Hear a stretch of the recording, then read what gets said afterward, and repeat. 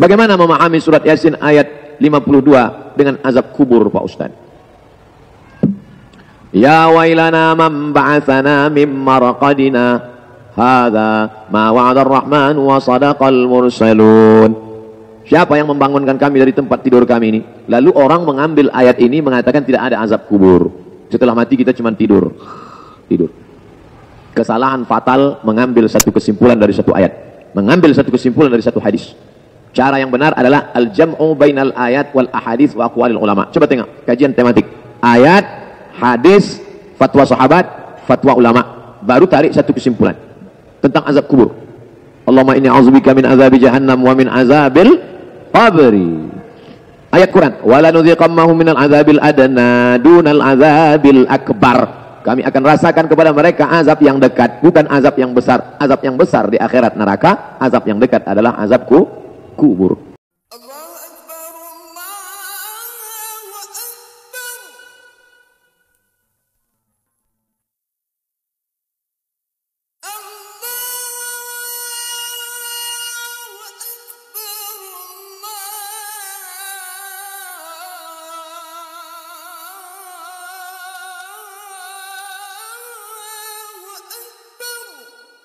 Ini ulama yang levelnya lebih tinggi lagi.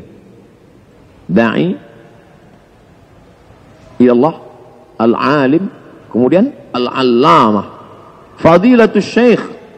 Ada istilah-istilah khusus. Kalau di Mesir dipanggil Dr. Abdul Halim Mahmud, Dr. Hamdi Zakzuk.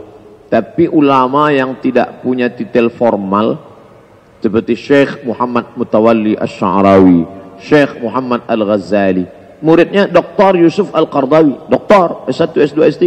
Tapi gurunya Syekh Muhammad Mutawalli Asy-Sya'rawi. Syekh ditulisnya perjalanan seperempat abad bersama tuan guruku Syekh Muhammad Al-Ghazali. Nah, di fadilatus syekh. Kalau di Nahdlatul Ulama, hadratus Syekh Hashim Asy'ari. Nah, ini puncaknya yang paling tinggi. Nah ini, jadi ini titel-titel ini titel non formal yang diberikan orang kepada para ulama. Bagaimana memahami surat Yasin ayat 52 dengan azab kubur, Pak Ustaz?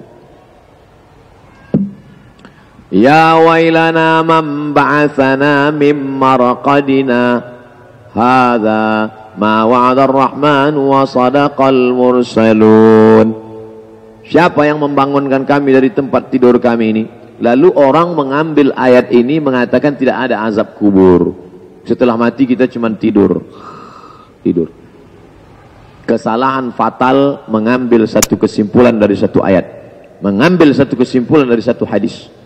Cara yang benar adalah al-jam'u bainal ayat wal ahadits wa aqwalil ulama. Coba tengok kajian tematik. Ayat, hadis, fatwa sahabat, fatwa ulama. Baru tarik satu kesimpulan tentang azab kubur. Allahumma inni a'udzubika min azabi jahannam wa min azabil qabri. Ayat Quran, wala nudhiqannahum minal azabil adna dunal azabil akbar. Kami akan rasakan kepada mereka azab yang dekat, bukan azab yang besar. Azab yang besar di akhirat neraka, azab yang dekat adalah azab kubur. Lalu kenapa mereka dikatakan tidur? Sama seperti orang yang mati.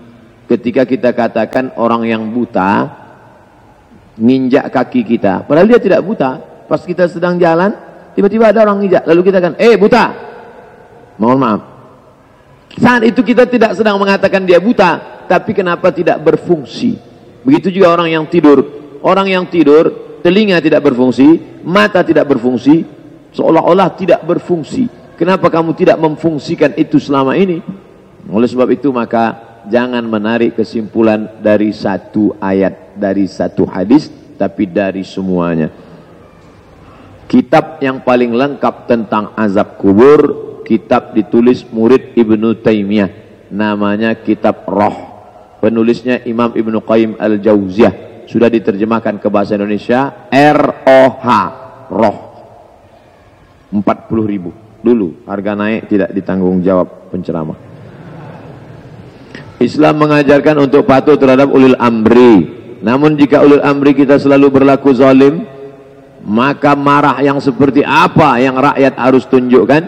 Contoh seperti apa? Niat Islam bukan menghilangkan marah, tapi menempatkan marah pada tempatnya. Bukan marah nggak tentu arah. Tunjukkan marahmu dengan membawa paku. Bawa paku, tunjukkan marahmu.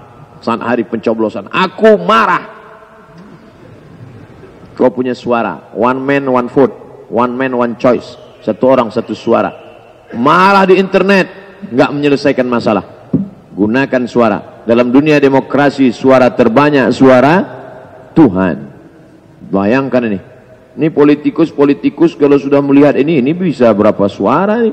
Bisa berapa kursi ini? Gunakan. Orang Islam jangan sampai nggak nyoblos, jangan sampai golput, jangan sampai tidak memilih.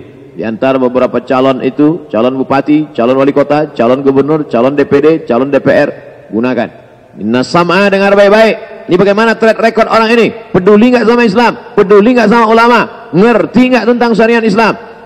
Gunakan mata, lihat baik-baik. Ada tak tanda-tanda penipu di wajahnya? Ada tidak pembohong, pendusta? Setelah itu kemudian gunakan hati, connect ingin dengan Allah, istikharah. Usolli sunnatal istikharah, politik lillahi ta'ala. Allahu Akbar.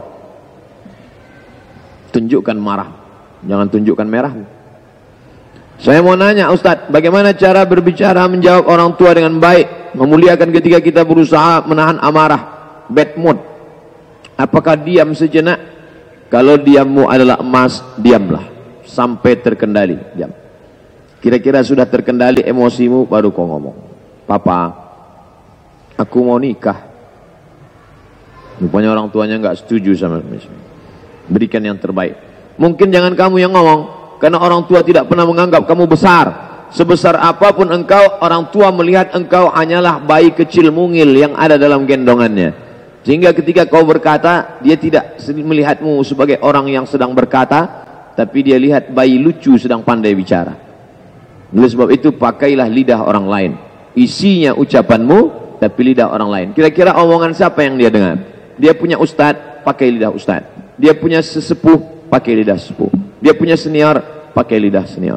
Papa, coba dengarkan ucapan ustadz ini. Oh, dia ngomong gini ya. Kok mirip seperti omongan kamu kemarin? Jangan-jangan kamu udah bisiki dia duluan? Enggak ada kenal. Ustadz, bagaimana jika ada orang yang buka aib kita? Boleh nggak kita marah kepada orang itu? Jika saat ditegur dia tidak peduli, apa yang harus kita lakukan? Lapor ke polisi. Pasal apa? Pencemaran nama baik, mengganggu ketertiban umum. Ini ustadz ceramahnya paradok. Ini ustadz ceramahnya kontradiktif. Tadi katanya jangan marah. Kita bukan marah, tapi ada hukum. An-nafsu bin nafsi. Kalau dihilangkan nyawa, balas nyawa. Al-ainu bil aini. Kalau mata ditusuk, tusuk juga mata dia. Wal uzunu bil uzuni. Telinga dipotong, gunting juga telinga dia. Wal juruh qisas. Wal juruh qisas. Kalau dilukai, balas dengan luka yang sama.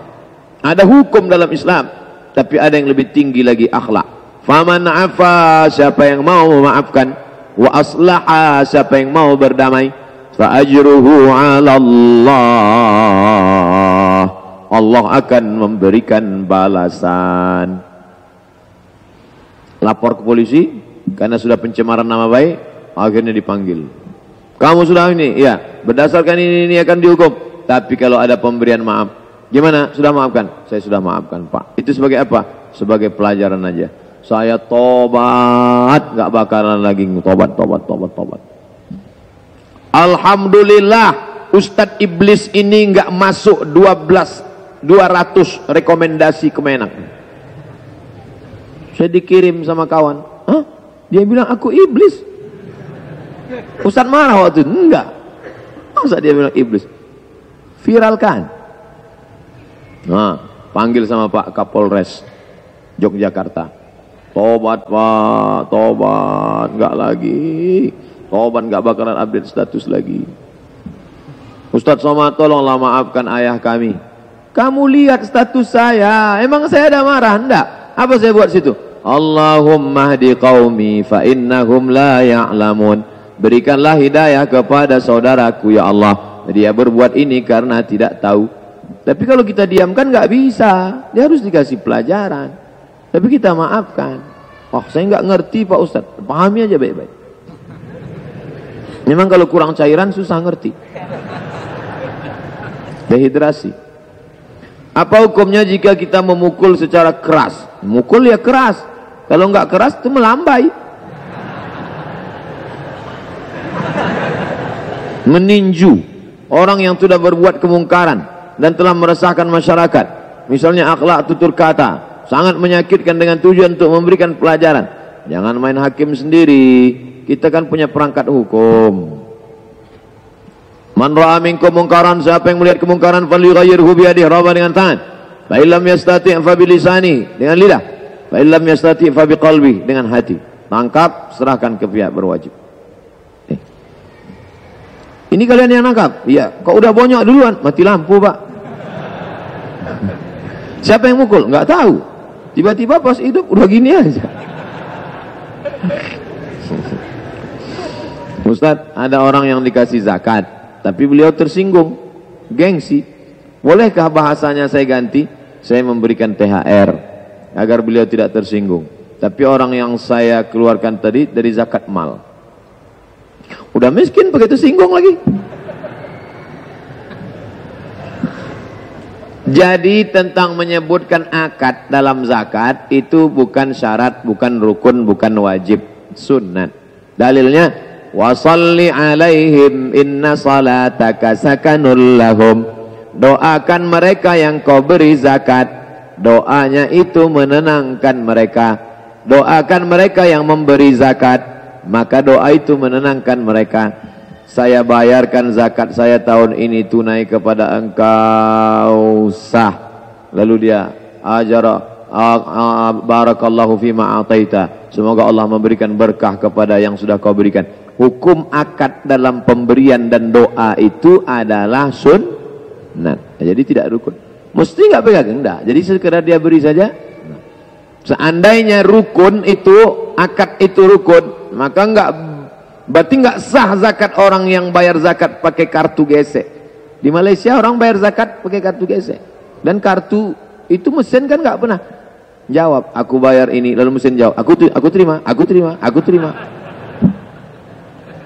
Oleh sebab itu maka jadi kalau dia sudah berikan, beri aja. Nih uang, mas, ini ada uang nih.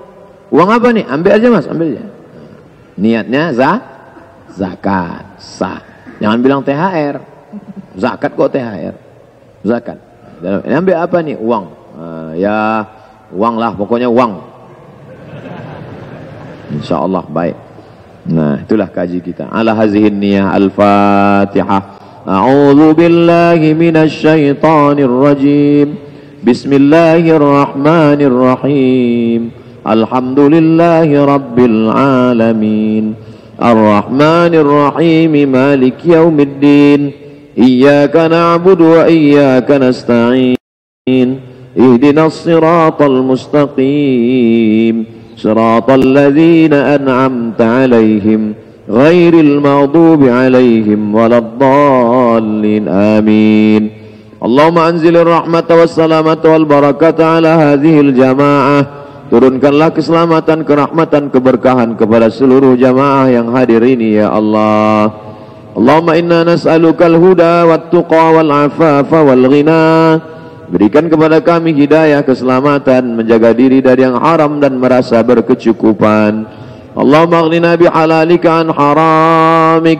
Cukupkan kami dengan yang halal sehingga terjaga dari yang haram ya Allah.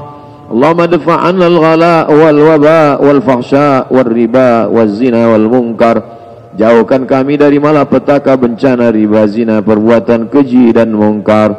Allahumma a'inna, tolong kami ala dzikrika, selalu mengingatmu, wa syukrika, selalu bersyukur padamu, wa husni ibadatik, selalu beribadah dengan ibadah yang terbaik padamu ya Allah.